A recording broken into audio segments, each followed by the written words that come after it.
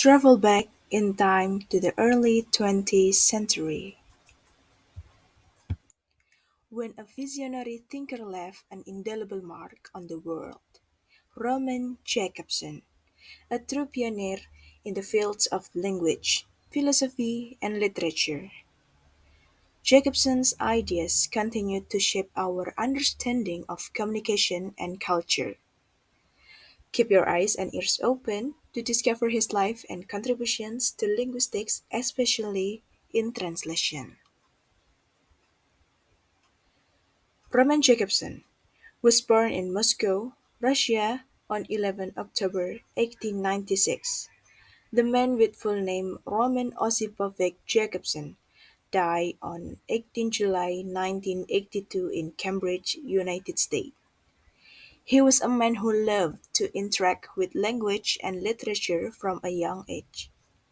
Since he graduated from Lazarev Institute of Oriental Languages and later at Moscow University, exactly at the Historical Philological Faculty, he has written about linguistics such as morphosyntax, phonology, semiotics, cultural and literary history, and psycholinguistics.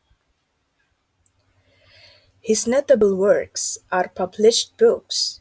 There are Main Trends in the Science of Language, six lectures on sound and meaning, on language, language in literature, and many more. In 1910, he became a member of avant-garde literary artistic futurist movement in Moscow. In a short time, in 1933, he became a professor of Russian philology at Masaryk University of Brno, Czechoslovakia. In 1943, he joined the Linguistics Circle of New York as a founding member and held the position of vice president until 1949. He taught a couple of colleges beginning in 1943, including Harvard University and MIT. Jakobson's teaching in the United States contributed to the bridging of the linguistic gap between Europe and America. He had a significant impact on general linguistics and Slavic studies, as well as semiotics, anthropology, psychoanalysis, ethnology, mythology, communication theory, and literary studies. There are five contributions of Jacobson in translation that have been judged. The first one is the poetic function and its influence on translatability. Second one is the issue of equivalence in difference in communication. The third one is the observation concerning the differences among languages, what they must express and what they may express. The fourth one is Jacobson's communication model. And the fifth is the distinction between the three kinds of translation. There are intralingual translation or rewording, interlingual translation or proper translation, and intersemiotic translation or transmutation. And now we will explain these three differences from Roman Jakobson's theory one by one. The first one is intralingual translation. Intralingual translation is a translation with the same language. It usually occurs using synonyms, paraphrasing, and summarizing. Intralingual translation is used in various fields such as translating between dialects, socialists, and register.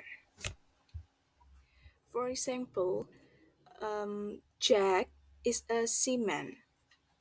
Jack is a sailor. Here, the term seaman is the synonym of the term sailor. Mr. Jenkins is our postman. Mr. Jenkins is the person who delivers our mail. Here, the complex term person who delivers mail is a paraphrase of the simpler term postman. The second one is interlingual translation. Interlingual translation is the most thorough translation of the meaning of a text from one language to another. The translator has to make sure that the target receives the original text sense. Bilingual and trilingual dictionaries are included in this translation. For example, English to Indonesia. Early bird become orang yang selalu bangun pagi. In a sentence, Sophie is an early bird. That's why she never comes late to the class. Sophie adalah orang yang selalu bangun pagi, makanya dia tidak pernah telat datang ke kelas. The third one is intersemiotic translation. Intersemiotic translation is an interpretation of verbal sign using non-verbal sign systems. Intersemiotic translation is used when translating a written text with a verbal sign system into a language with a non-verbal sign system, such as music, gesture, image, and etc. And here we give you one example. Imagine a prohibition sign that has a message in the phrase, "Do not smoke."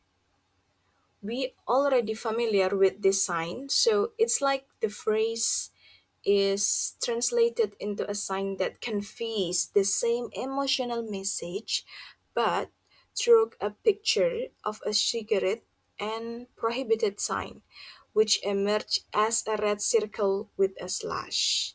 You can see in the video this sign